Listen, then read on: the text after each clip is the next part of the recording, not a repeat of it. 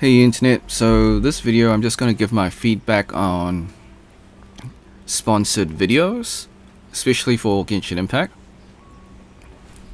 So first of all, this is mainly positive feedback. Maybe there's some criticism, so I'll try and be neutral as much as possible. But okay, so I will try and remain unbiased, but there will be a little bit of bias because I do play the game. So first of all, this is not a diss on any content creator that accepts Genshin Impact sponsors. I know some only care about the bag and just accepts the sponsor so they can get paid. I'm not hating on it. And you can definitely tell. Like, they read the generic script provided by Hoyoverse. They use the stock footage provided by Hoyoverse. It doesn't seem like it's organic, and it's like a organic integration of the sponsor, and that's okay. Okay, so things that I do want to give feedback and a little bit of criticism is that all the sponsors start off the same. It's like you start off in Mondstadt, you do the Valen shooting mini game. That's cool and all, but transferring commodities back and forth. I feel like if you're gonna advertise Genshin Impact, Mondstadt and the Valen shooting minigame and the gliding rings minigame is kind of outdated. I feel like they should really focus on their current patch. So for example 4.2, they should really highlight their area, like their new area that players want to explore, instead of focusing on Mondstadt. Yes, Mondstadt's important because new players need to get familiar when they start the game, which is fine. Like, show like 10 seconds of Mondstadt. I'm happy with that. But they should really focus on the new area because that's what they're trying to sell. Well, they're trying to sell the current characters, right? The current wishing characters. But in order to get the current wishing characters, I guess you should really show the current patch as well. Now, another thing about wishing characters, so this is not really negative or positive, but like, I think it comes down to the contract and timing between the content creator and, I guess, Hoyoverse. Like, sometimes when I see Genshin Impact sponsored videos, they'll be like, hey, you can wish for Farina on this patch, which is technically true, but you posted the video like 2 days after Farina is no longer available. So I feel like that's kind of like false advertising. They just really need to be strict on their timing when it comes to that kind of stuff. So like, I would have it in a clause like, please upload your video by this specific like date and not any later, just so like there's no false advertising like, oh, I thought Farina was available but she's not. We've got like Ayato and Sinnoh. This is not what I signed up for, you know? And that may lose players.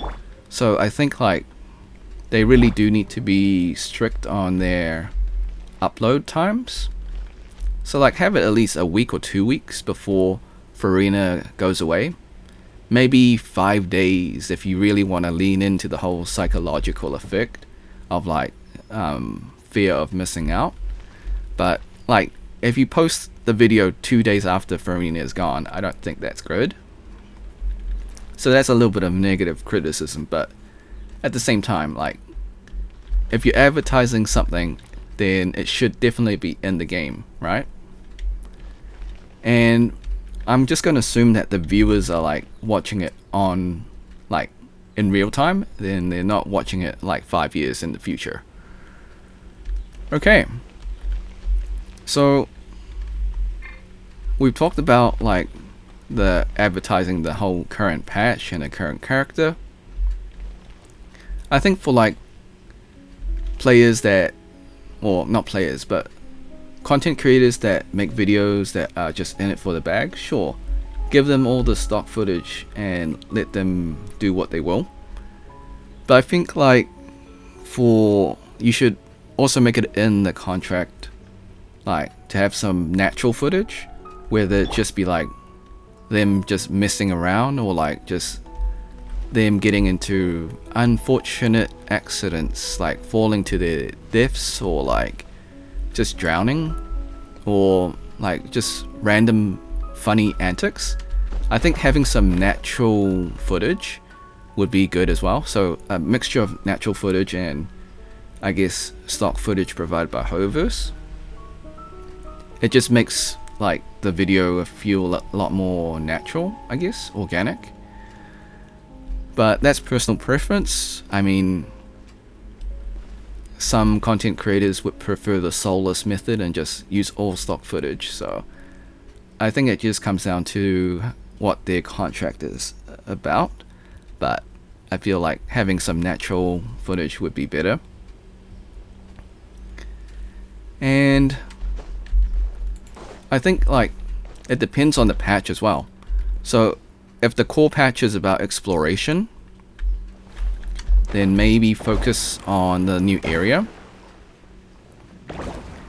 Like if like the patch is a slow patch and there's no Archon quest, there's nothing really to do but mini games, then yeah, definitely focus on the exploration side. If there's like a quest that's available, then of course focus on the quest and characters. Now, for the most part, I think like they do the sponsored ads pretty good. Like some of the ads I enjoy watching.